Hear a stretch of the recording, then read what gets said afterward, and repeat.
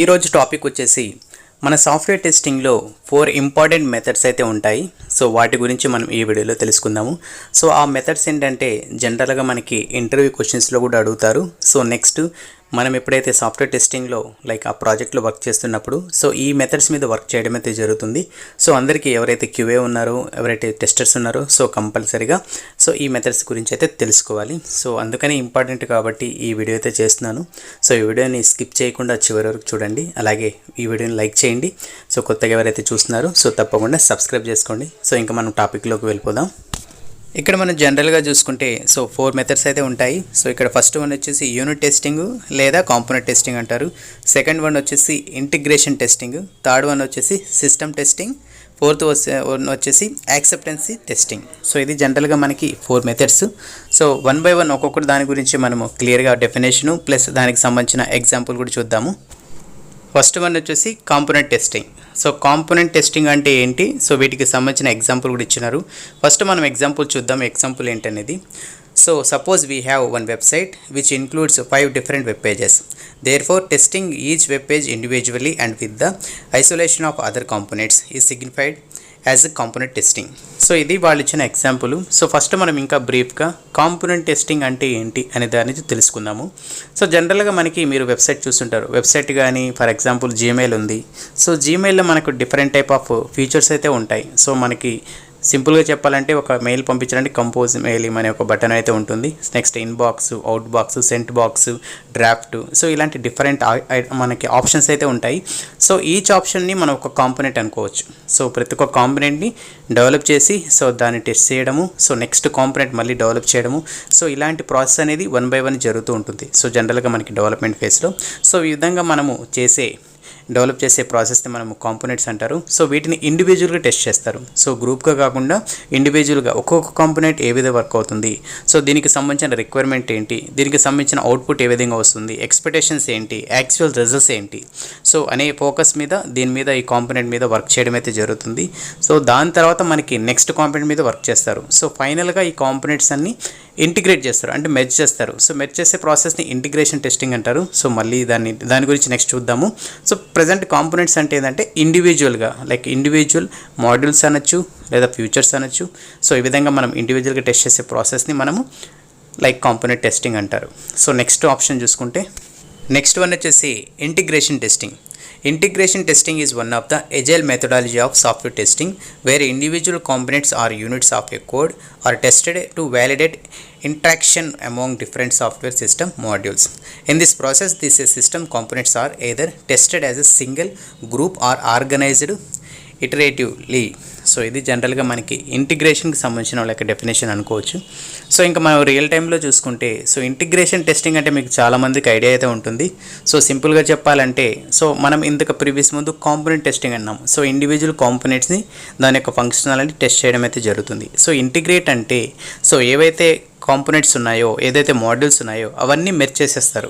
So for example ఇంకా జీమెయిల్లో మనం ఏదైతే మాట్లాడుకున్నామో inbox, out box, compose mail, draft ఇవన్నీ ఫ్యూచర్స్ ఏవైతే ఎంత ఉన్నాయో మనకి అన్నీ విజిబుల్లో ఉంటాయి. సో అన్నీ ఒకేసారి టెస్ట్ చేయడం అయితే జరుగుతుంది. సో ఇంతకుముందు మనం ఇండివిజువల్గా టెస్ట్ చేసాము, ఇప్పుడు గ్రూప్గా టెస్ట్ చేస్తాం. సో గ్రూప్గా టెస్ట్ చేయడానికి మెయిన్ రీజన్ ఏంటంటే సో ఏ అనేది ఒక కాంపోనెంట్, బి అనేది కాంపోనెంట్. సో ఈ రెండు మెర్జ్ చేసి టెస్ట్ చేసేటప్పుడు ఏ వల్ల బికి ఎఫెక్ట్ అవ్వకూడదు, బి వల్ల ఏకి ఎఫెక్ట్ అవ్వకూడదు. సో దాంతోపాటు ఇండివిజువల్ ఫంక్షనాలిటీ వర్క్ అవ్వాలి, అలాగే గ్రూప్ ఫంక్షనాలిటీ కూడా వర్క్ అవ్వాలి. సో ఈ విధంగా మనం టెస్ట్ చేసే ప్రాసెస్ని ఇంటిగ్రేషన్ టెస్టింగ్ అంటారు. సో అంటే మామూలుగా మనకి ఇంటర్వ్యూలో ఇంటిగ్రేషన్ టెస్టింగ్ వల్ల అడ్వాంటేజెస్ ఏంటి, సో ఇంటిగ్రేషన్ టెస్టింగ్ అంటే ఏంటి అనే 2 questions అడుగుతారు. సో ఇంటిగ్రేషన్ టెస్టింగ్ అంటే so we are going to test as a group. So అది డెఫినేషన్గా చెప్పొచ్చు. ఇంకా రియల్ టైం ఎగ్జాంపుల్గా మనం చూసుకోవాలంటే it should not break existing functionality. So మనం ఏదైతే టెస్ట్ చేస్తున్నామో ఆ ఫ్యూచర్ వల్ల, ఆ మాడ్యూల్ వల్ల ఎగ్జిస్టింగ్ అంటే ప్రీవియస్ ఫంక్షనాలిటీ కానీ ఫ్యూచర్స్ ఏవైతే ఉన్నాయో దీనివల్ల ఇంపాక్ట్ అవ్వకూడదు. సో అందువల్ల మనం పర్ఫామ్ చేసే టెస్టింగ్ని మనం ఇంటిగ్రేషన్ టెస్టింగ్ అంటారు. సో నెక్స్ట్ ఆప్షన్ చూద్దాం. సిస్టమ్ టెస్టింగ్ అంటారు. సో సిస్టమ్ టెస్టింగ్కి సంబంధించిన డెఫినేషన్ చూద్దాం. System testing means testing the system as a whole. All the modules components are integrated in order to verify if the system works as expected or not. System testing is done after integration testing. This plays an important role in delivering a high quality product. So మనకి system టెస్టింగ్ని ఎప్పుడు perform చేస్తారంటే so after completing like మనకి integration testing ఎప్పుడైతే complete అవుతుందో so దాని తర్వాత మనము system testing అనేది పర్ఫామ్ చేస్తాం. సో సిస్టమ్ టెస్టింగ్ గురించి మాట్లాడుకుంటే చాలా పెద్ద ఒక సైకిల్ అయితే ఉంటుంది. సో దాని గురించి మళ్ళీ నేను సపరేట్గా దీనికి సంబంధించిన ఒక వీడియో అయితే చేస్తాను. సో ప్రస్తుతానికి మనకు డెఫినేషన్ ఏంటి, సో దీనికి సంబంధించిన ఒక స్మాల్ ఎగ్జాంపుల్ అయితే ఇస్తాను. సో జనరల్గా మనము సిస్టమ్ టెస్టింగ్ అంటే ఎలా చేస్తారంటే సో జనరల్గా మనం ఏదైనా అప్లికేషన్ కానీ సాఫ్ట్వేర్ కానీ ఫస్ట్ కంపాటబిలిటీ చూసుకుంటాం. ఎలాంటి ఓఎస్ మీద పర్ఫామ్ చేస్తున్నాం, దాని యొక్క ర్యామ్ ఎంత ఎంత కన్జ్యూమ్ చేస్తుంది, దాని యొక్క హార్డ్వేర్, వీటి గురించి కొంచెం ఐడియా అయితే తెలుసుకుంటాము. అలాగే మన యొక్క అప్లికేషన్ కానీ ప్రోడక్ట్ కానీ సో దీని యొక్క ఫంక్షనాలిటీ ఏ విధంగా ఉంటుంది, సో దీని యొక్క రెస్పాన్స్ కానీ దీని యొక్క ప్రాసెస్ ఎలా ఉంది, అలాగే యూజర్స్ యొక్క ఇంటరాక్షన్ ఏ విధంగా ఉంటుంది, సో ఆ సిస్టమ్ యొక్క బిహేవియర్ కానీ సో మనం ఏదైతే ఎక్స్పెక్ట్ చేస్తున్నామో అవుట్పుట్ కానీ so based on the requirement ఇది ప్రాపర్గా వర్క్ అవుతుందా, సో దీనివల్ల ఆ సిస్టమ్కి ఎలాంటి ఇంపాక్ట్ అయితే ఉండకూడదు, అలాగే మన సాఫ్ట్వేర్ కూడా బ్రేక్ అవ్వకూడదు, క్రాష్ అవ్వకూడదు. సో ఇలాంటి బేసిక్ ఆల్ కంబైన్డ్ థింగ్స్ని మనము వ్యాలిడేట్ చేసే ప్రాసెస్ని మనము సిస్టమ్ టెస్టింగ్ అంటారు. సో సిస్టమ్ టెస్టింగ్కి మనకు సపరేట్ టీమ్ అయితే ఉంటుంది. ఎందుకంటే మనం బల్క్ అమౌంట్ ఆఫ్ యూజర్స్తో కానీ టెస్ట్ డేటాతో కానీ అలాగే డిఫరెంట్ కైండ్ ఆఫ్ వర్షన్స్తో కానీ మనం టెస్ట్ చేయడం అయితే జరుగుతుంది. సో ఈ చేసే ప్రాసెస్ని మనము సిస్టమ్ టెస్టింగ్ అంటారు. సో నెక్స్ట్ పాయింట్ చూసుకుంటే నెక్స్ట్ లాస్ట్ వన్ వచ్చేసి యూజర్ యాక్సెప్టెన్స్ టెస్టింగ్.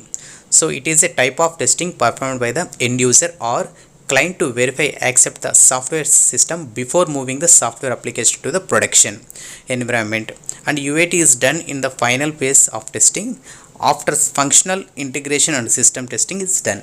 సో మనకి జనరల్గా యూజర్ యాక్సెప్టెన్స్ టెస్టింగ్ అనేది ఎప్పుడు చేస్తామంటే ఎప్పుడైతే మనకి యూనిట్ టెస్టింగు లేదా కాంపోనెంట్ టెస్టింగు, ఇంటిగ్రేషన్ టెస్టింగ్, అలాగే సిస్టమ్ టెస్టింగ్, సో ఫైనల్గా ఈ ఏదైతే ఫంక్షనల్ టెస్టింగ్స్ అన్నీ కంప్లీట్ అవుతాయో సో దాని తర్వాత మనము పర్ఫామ్ చేసే టెస్టింగ్ని మనము యూఏటీ అంటారు, అంటే యూజర్ యాక్సెప్టెన్స్ టెస్టింగ్ అంటారు. సో ఈ టెస్టింగ్ని మనము ఎవరు పర్ఫామ్ చేస్తారు, సో దీని యొక్క రోల్ అండ్ రెస్పాన్సిబిలిటీ ఏంటి, సో దీనికి ఎవరు రెస్పాన్సిబుల్ పర్సన్ అనేది తీసుకుంటే మనము ఏదైనా క్లయింట్ కానీ లేదా పార్ట్నర్ కానీ అలాగే దీనికి సంబంధించిన ఇంజనీర్ ఎవరైతే ఉంటారో యూఐటీకి సంబంధించి యాక్సెప్ట్ చేయడానికి సో వీళ్ళు పర్ఫామ్ చేయడం అయితే జరుగుతుంది. సో వీళ్ళు ఎలా థింక్ చేస్తారంటే సో ఏదైతే రిక్వైర్మెంట్ ఉందో సో దీని ప్రకారం ఇది వర్క్ అవుతుందా, సో దీని యొక్క మనము ఎక్స్పెక్ట్ చేస్తున్న అవుట్పుట్ వస్తుందా లేదా, సో అలాగే దీని యొక్క క్వాలిటీ ఏ విధంగా ఉంది, సో దీని యొక్క ఫంక్షనాలిటీ ఏ విధంగా ఉంది, సో దీన్ని బేస్ చేసుకొని తను క్వాలిఫైడ్ చేయడం అయితే జరుగుతుంది. వన్స్ మనకు యూజర్ యాక్సెప్టెన్స్ టెస్టింగ్ అనేది కంప్లీట్గా సక్సెస్ఫుల్గా డన్ అయినప్పుడు సో మనం ప్రొడక్షన్కి మూవ్ చేస్తాం. సో ఇక్కడ మనకి ఓన్లీ క్లయింట్ మన యొక్క ఇంటర్నల్ యూజర్స్ కానీ బీటా టెస్టర్స్ కానీ మాత్రమే చూడగలరు. సో వన్స్ ప్రొడక్షన్కి లైవ్లోకి వెళ్ళిపోతే ఆటోమేటిక్గా అంటే పబ్లిక్ సో ప్రతి ఒక్కరు దీన్ని యాక్సెస్ చేయొచ్చు, యూజ్ చేయొచ్చు. సో వాళ్ళు దాని ఫంక్షనల్ టెస్ట్ చేయడం అయితే ఇంటర్నల్గా కాకుండా సో అవుట్ సైడ్ అయితే జరుగుతుంది. ఇది ప్రొడక్షన్గా సంబంధించింది.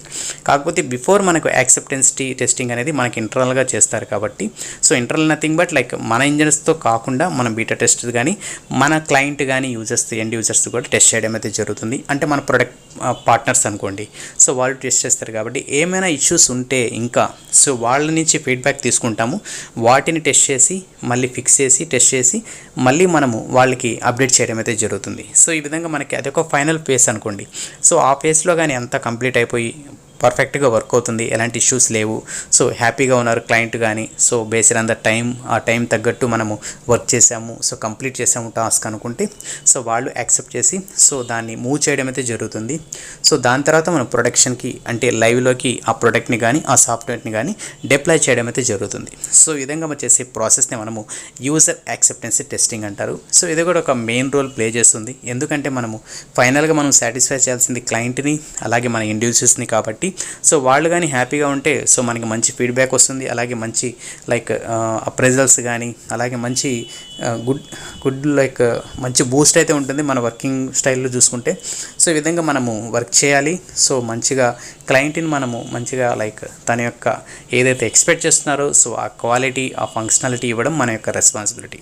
సో ఈ విధంగా చేసే టెస్టింగ్ని మనం యూజర్ యాక్సెప్టెన్స్ టెస్టింగ్ అంటారు.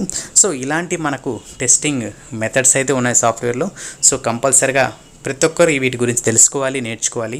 అలాగే రియల్ టైంలో కూడా వీటి మీదే మనం వర్క్ చేయడం అయితే జరుగుతుంది. సో ఇంటర్వ్యూస్లో కూడా మనకి ఎవరైతే సీనియర్ సాఫ్ట్వేర్ ఇంజనీర్ ఎవరైతే ఉన్నారో లైక్ క్వాలిటీ ఇంకా ఆల్రెడీ 2 years 3 years ఎక్స్పీరియన్స్ అయితే ఉన్నారో సో వాళ్ళకి కంపల్సరీగా వీటి మీద గురించి క్వశ్చన్స్ ఉంటాయి.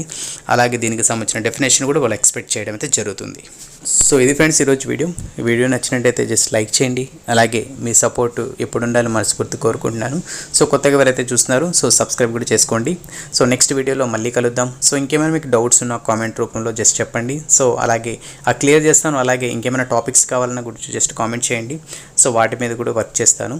సో నెక్స్ట్ వీడియో మళ్ళీ కలుద్దాం. అంతవరకు keep smiling, have a nice day.